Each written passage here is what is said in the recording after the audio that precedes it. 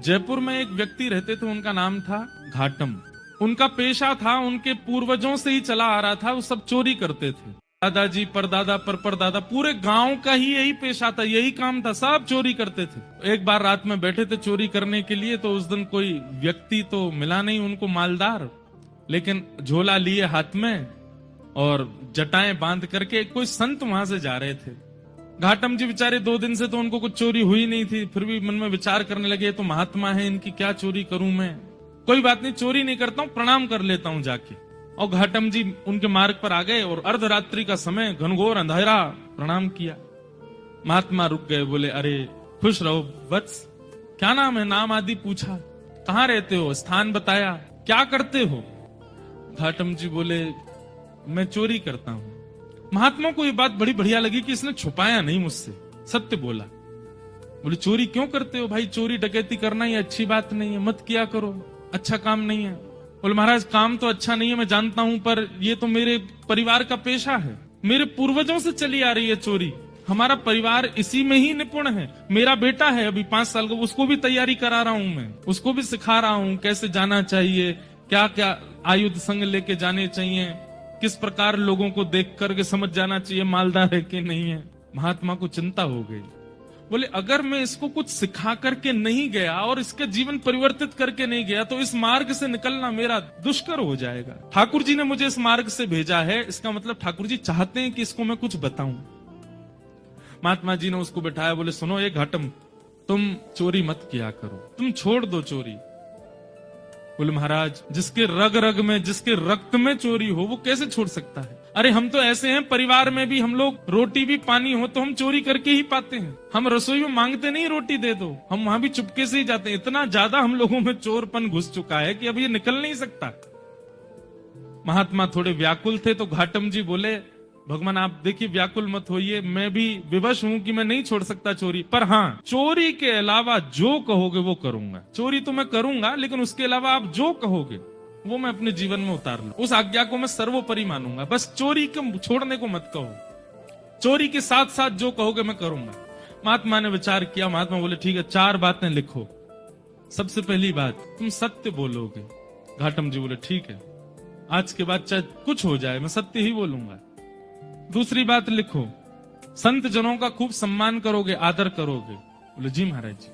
तीसरी बात लिखो, जो भी लाओगे घर में, चाहे चोरी करके लाओ, चाहे प्रेम से लाओ, कमा के लाओ, सबसे पहले ठाकुर जी को निवेदित करोगे, उसके बाद स्वीकार करोगे। बोले जी। और चौथी और अंतिम बात, कहीं मंदिर दिख जाए, मठ दिख जाए, आश्रम दिख जाए, संत दिख जाए, 100 काम छोड़ के चोरी करके भाग रहे हो, सिपाही पीछे पड़े तो भी रुकोगे, प्रणाम करोगे, फिर जाओगे।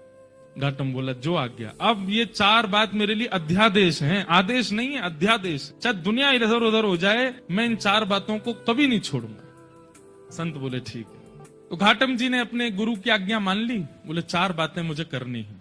एक बार कुछ संतों की टोली जा रही थी, घाटम जी ने देख लिया, दौड़ करके गए, चरणों में निवेदन किया मेरे घर आ जाइए, प्रसाद पा लीजिए। संत बोले ठीक है, अब घर पहुंच गए। अब लेकिन घाटम जी के घर पे व्यवस्था कुछ नहीं थी भोजन की। पत्नी से कहा 5 मूर्ति आई हैं, भोजन बनाओ। बोले 5, हम 2 के लिए तो भोजन नहीं है, 5 को कैसे पवाऊं मैं। घाटम जी बोले गुरु आज्ञा निरर्थक हो जाएगी, मुझे कैसे भी इनको 5 को प्रसाद को पवाना है। घाटम जी ने देखा कि पड़ोस में एक कोई व्यक्ति रहता, उसके पास में उसके गेहूं अनाज आदि का भंडार है, थोड़ा चोरी करके ले आता हूं, उससे बना के इनको पवा देंगे, गुरु आज्ञा पूरी हो जाएगी। गुरु जी ने यही तो कहा है कि संतों की सेवा करो, अब कैसे भी करो, चोरी करके करो चाहे कुछ करो। दौड़ करके गए, वहां से कुछ अनाज आदि ले आए, घर पर ला करके प्रसाद बनवा करके पवा दिया। घाटम जी की चिंता हो गई कि आज सवेरे बारिश हुई थी और मैं चोरी करके लाया हूं, तो निश्चित मेरे पैरों के चिन्ह बन गए होंगे, और उसको यदि पता चल गया कि मैंने चोरी किया, वो घर आ जाएगा, मुझे पकड़ करके ले जाएगा, आदि आदि मन में ये विचार करने लगे। लेकिन मैंने तो गुरु आज्ञा के वश होकर के किया ना।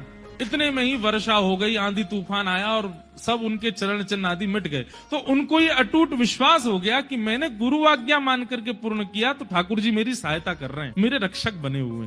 घाटम जी का जीवन ऐसे चलने लगा। गुरु पूर्णिमा का समय था।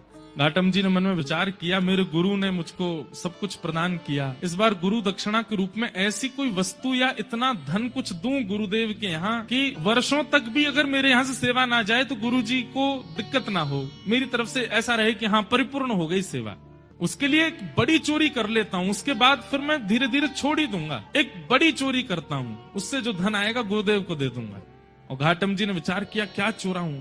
तब उन्होंने विचार किया, बोले कि यहाँ आमेर का जो राजा है इसके घोड़े बड़े कीमती हैं और उनमें भी एक काला अश्व है, काला घोड़ा है, वो सबसे ज्यादा कीमती है, ऐसा पूरे भारत में नहीं है। यदि उसको मैंने चोरी कर लिया और उससे जो धन आएगा वो यदि मैंने गुरुदेव को दिया तो आजीवन मुझे जितना देना चाहिए उतना एक बार में ही दे दूंगा मैं गुरुदेव। तो गुरुदेव के यहाँ गुरु पूर्णिमा की सेवा मेरी तरफ से होती रहेगी। घाटम जी चोरी करने के लिए जा रहे हैं। एक सामान्य से घोड़े पर बैठ करके घाटम जी और सीधे राजभवन में प्रवेश कर रहे हैं। मुख्य द्वार से ही प्रवेश करने लगे तो द्वारपालों ने रोका, ए कहां जा रहे हो, क्या नाम है तुम्हारा? बोले घाटम।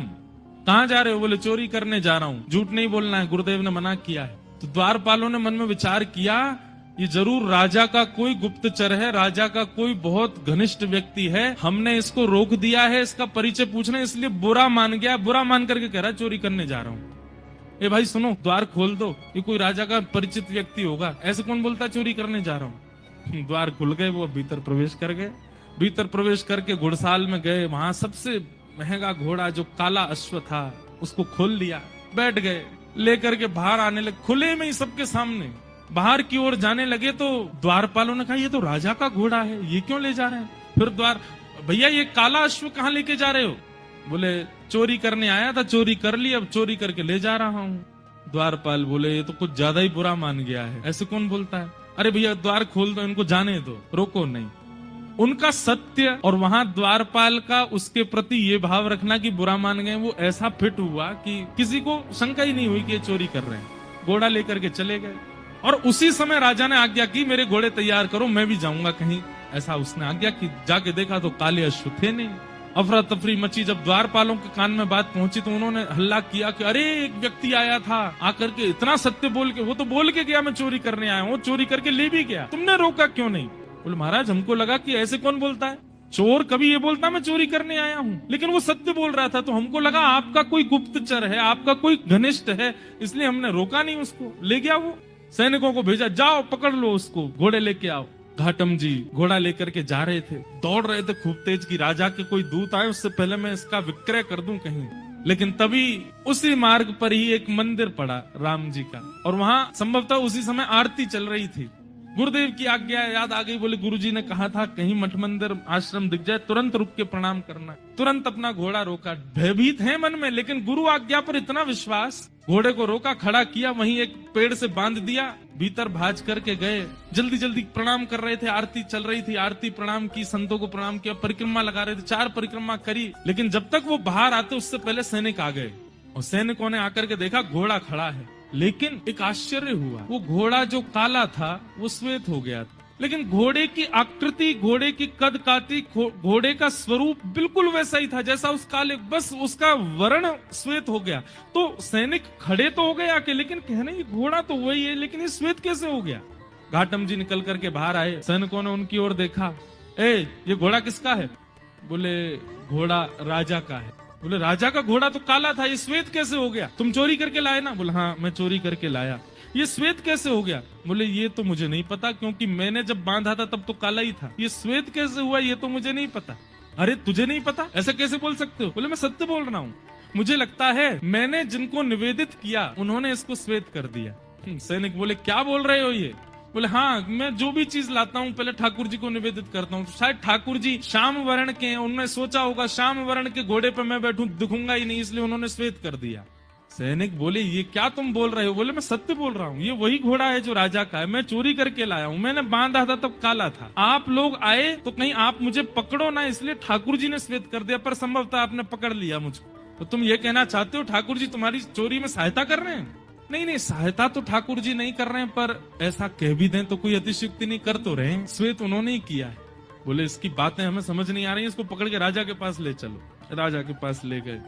राजा ने जब घोड़ा देखा, राजा खुद आश्चर्य, बोले ये है तो मेरा ही घोड़ा, पर ऐसा भी नहीं कि इस पर कोई रंग लगाया हो, इसका वास्तविक रंग श्वेत कैसे हो गया? घाटम जी से पूछा, घाटम जी बोले मैं सत्य बोल रहा हूँ, आप लोग मान नहीं रहे हैं, मैं ठाकुर जी को निवेदित करता हूँ, जो भी चुराता हूँ मैंने ठाकुर जी को निवेदित किया, उनको नहीं भाया होगा काला, इसलिए गोरा कर दिया। घाटम जी की बात पर किसी को विश्वास नहीं हो, तब राजा बोला एक तरीका है, यदि तुम्हारी बात में इतनी सत्यता है कि ये वही घोड़ा है, तो मेरे घोड़े के गाल के पास में एक मस्सा है, यदि वो मस्सा इसके हुआ तो मैं समझ जाऊंगा कि भगवान तुम्हारी सहायता करते हैं, तुम्हारी गुरु आज्ञा ही तुम्हारी सहायता करती है, तुम जो करते हो सब, और मैं तुमको छोड़ दूंगा। राजा ने जाकर के घोड़े की नार पर जब बाल हटा करके देखा तो वो मस्सा बिल्कुल वैसा ही था जैसा एक काले घोड़े के था, वही घोड़ा। राजा से विश्वास नहीं हुआ नेत्रों, उसी समय चरणों में गिर गया। बोले महाराज आपके गुरु आपके बने रहें, पर आज से मेरे गुरु आप चोरी चकारी छोड़िए, सारे काम छोड़िए, आज से आप मेरे दरबार के राजगुरु हैं। आपकी गुरु आज्ञा इतनी प्रतापशाली कि आप एक चोरी का कृत्य करते